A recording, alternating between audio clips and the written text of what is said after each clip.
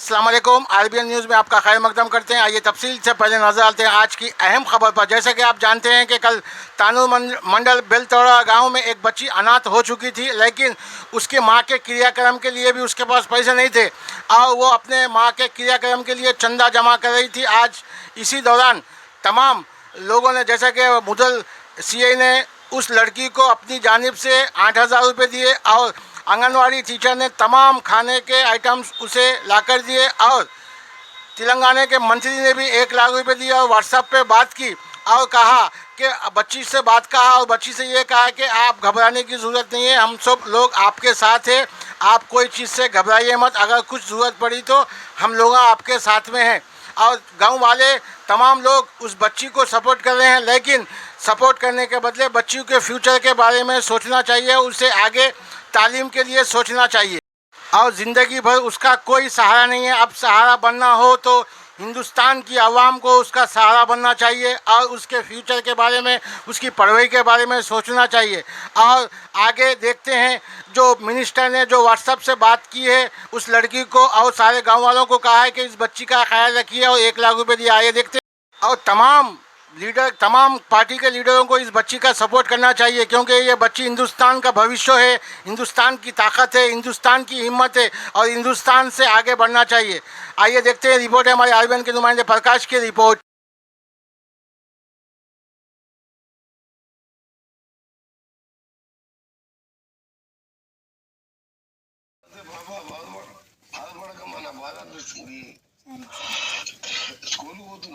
Yes sir ZPSS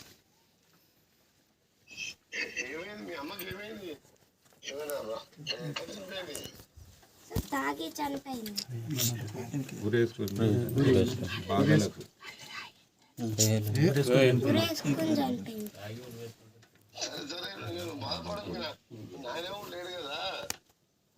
పైసలు పంపించిన బ్యాంకులు వేసుకో, నేను మంచిగా చదివిస్తా, మంచిగా చదువుకో. సరే అక్కడ ఏమైనా ఉంటే ఎంఆర్ఓ చెప్పు, ఎంఆర్ఓ నాకు చెప్తాను. నీకు ఏమైనా కావాలంటే తర్వాత మళ్ళీ ఇల్లు కూడా కట్టిస్తా నీకు. మళ్ళా ఇల్లు కట్టిస్తాను, ధైర్యంగా ఉండు. ఇట్లా ఉన్నారా? సరే ఎవరు పెద్దమ్మ ఉంది అని చెప్పు. పెద్దమ్మ ఉన్నది సార్. కాదు, కెపాసిటీ నేను చూసుకుంటా. పైసలు ఖర్చులకు నెలకు 10,000 పంపిస్తా. చదివించి చదువుకుంటుందా పెళ్ళైందాక?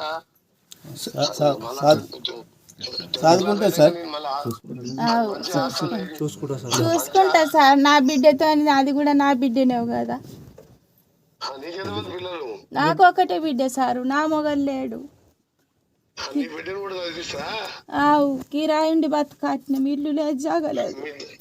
ఇల్లు కట్టిస్తా మీకు ఇద్దరికి. నీ బిడ్డను కూడా చదివిస్తా. కానీ ఈ అమ్మాయిని తల్లి కూడా లేదు, ఏం భర్త లేదా. నీ బిడ్డకేమో తండ్రి లేడు, ఇంకేమో తల్లిదండ్రులు లేరు.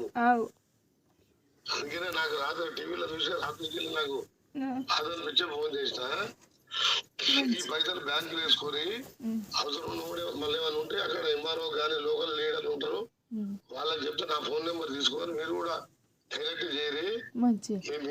మీ పిల్లల్ని నా పిల్లల్లాగా చూసుకుంటా. దేవుడు అన్యాయం చేసిండు పాపం. తల్లిదండ్రులు లేకుండా దాన దశాలు కూడా పైసలు లేవంటే నువ్వేం చేస్తావు?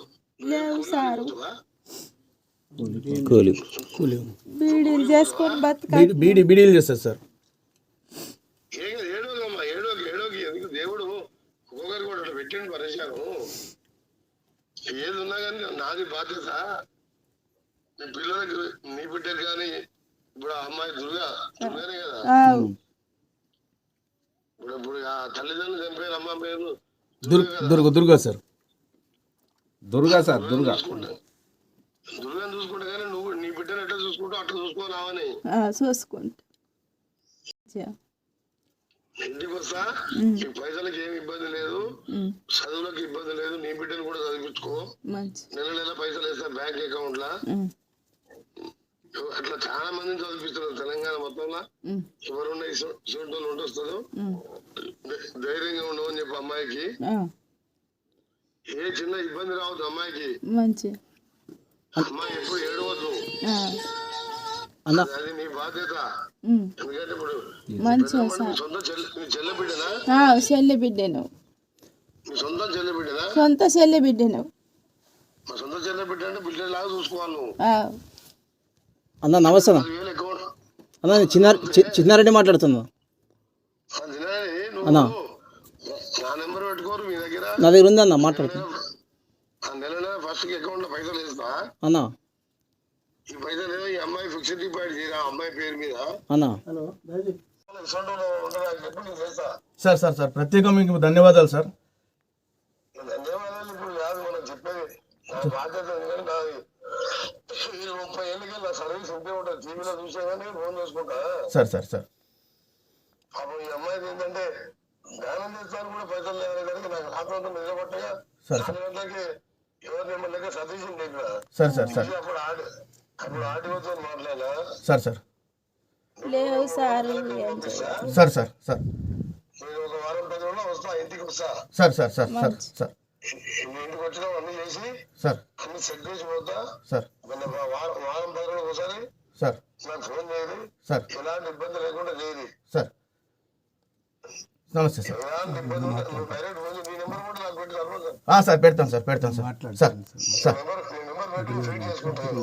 Sir sir sir sir sir okay బాబు. రాఖీ పండుగ రోజు ఇట్లా జరిగింది. సార్ సార్ ఎంఆర్ఓ సార్ మాట్లాడతారు సార్ ఇప్పుడు మన నారాయణరావు పటేల్ గారు ఎక్స్ ఎమ్మెల్యే గారు మాట్లాడతారట సార్.